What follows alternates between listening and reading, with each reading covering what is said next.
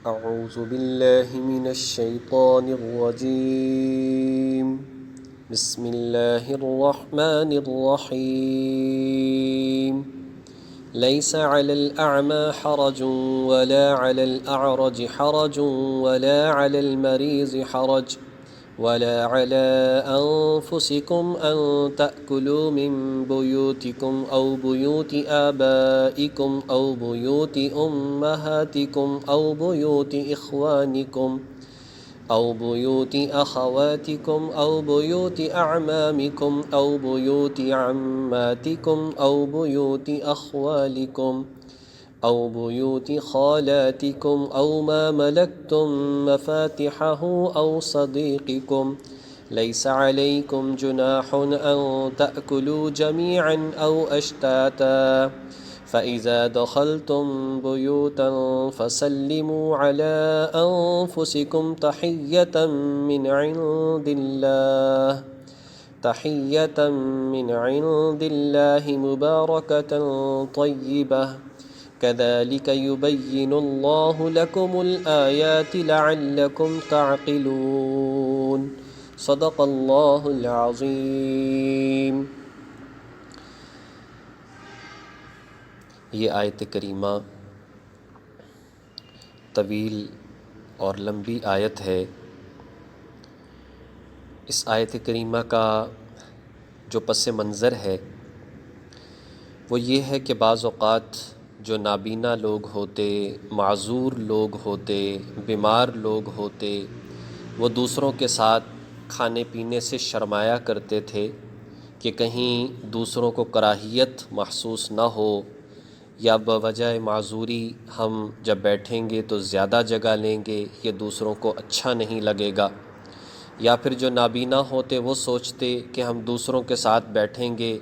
نامعلوم کہ ہم زیادہ کھا لیں تو مناسب نہیں لگے گا. اسی طرح سے دوسری طرف جو صحت مند لوگ تھے، ٹھیک ٹھاک تھے، وہ یہ سوچا کرتے تھے کہ ہم اگر ان معذوروں کے ساتھ بیٹھ کر کھائیں گے، ان نابینا لوگوں کے ساتھ بیٹھ کر کھائیں گے تو کہیں ایسا نہ ہو کہ یہ نابینا ہونے کی وجہ سے،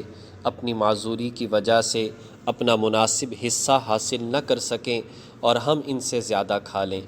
اور یہ سارے کے سارے خیالات ان تعلیمات کی وجہ سے پیدا ہوئے جس میں یہ آیا کہ کسی کو ادنا سی تکلیف پہنچانا بھی جائز نہیں ہے. اور بعض اوقات جو ہے کسی کے ہاں کوئی جاتا، اس کے بیوی بچے ہوتے لیکن خود سرپرست نہ ہوتا تو لوگ کھانے میں تردد کرتے کہ جی ایسے کیسے کھا سکتے ہیں جب کہ مالک یہاں پر موجود نہیں، گھر کا سرپرست یہاں پر موجود نہیں، تو پریشانی ہوتی. اسی طرح سے بعض اوقات کوئی چابیاں دے کر چلا جاتا اور جہاد پر چلا گیا، کسی اور کام چلا گیا اور کہہ گیا کہ جی آپ یہ چابیاں رکھ لیں، ہم جا رہے ہیں، کچھ کھانے پینے کی گھر میں چیزیں موجود ہیں، آپ کھانا چاہیں تو کھا سکتے ہیں ورنہ وہ ضائع ہو جائیں گی. تو اس اعتبار سے بھی لوگ گھبراتے اور شرماتے اور نہ کھاتے کہ جی یہ تو مناسب نہیں ہے، ہم کیسے کھا سکتے ہیں. تو اس آیت کریمہ کے اندر یہ بات بتائی اللہ تبارک و تعالیٰ نے کہ بے تکلف جو مقامات ہیں اس میں اتنی باریک بینی کے اندر نہیں پڑنا چاہیے، بلکہ بہتر انداز کے اندر جیسا ہو سکے اس کے مطابق انسان کو زندگی گزارنی چاہیے اور اپنے آپ کو بیجا مشکلات کے اندر نہیں ڈالنا چاہیے. چونکہ اس سے قبل جو آیات تھیں اس کے اندر جو ہے وہ گھروں کے اندر آنا جانا بغیر اجازت کے نہیں ہونا چاہیے. تو ظاہر ہے کہ جب آئیں جائیں گے تو پھر رشتہ داروں کے ہاں کھانا پینا بھی ہوگا. تو اس حوالے سے یہ آیت ہے، آیت کے ترجمے سے قبل اس کا پس منظر میں نے عرض کر دیا تاکہ ترجمہ سمجھنا آسان ہو. لیس علی الاعمی حرج، نہ تو کسی نابینا کے لیے اس میں کوئی گناہ ہے،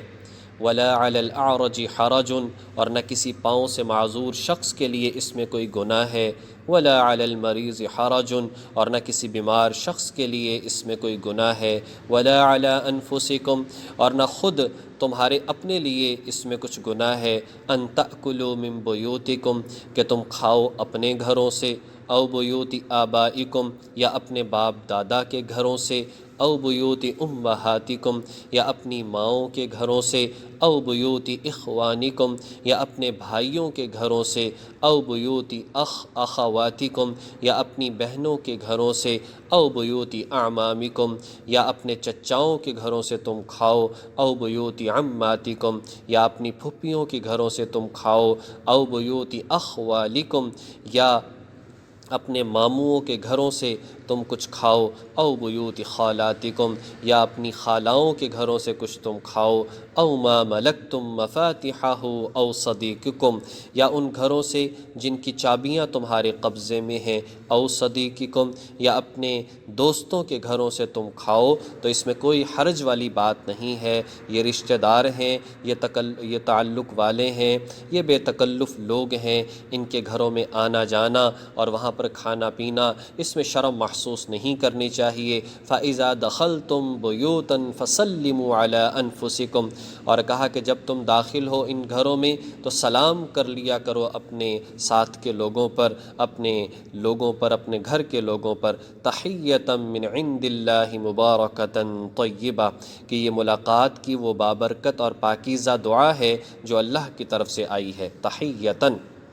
من عند اللہ یہ اللہ تبارک و تعالیٰ کی طرف سے ملاقات کے وقت کی دعا ہے، مبارکۃ طیبہ جو بڑی پاکیزہ ہے، بڑی بابرکت ہے۔ کذالک یبین اللہ لکم الآیات اسی طرح اللہ تبارک و تعالیٰ تمہارے لیے آیات کو کھول کھول کر بیان کرتا ہے، لعلکم تعقلون تاکہ تم سمجھ سے کام لو، تاکہ تم عقل سے کام لو۔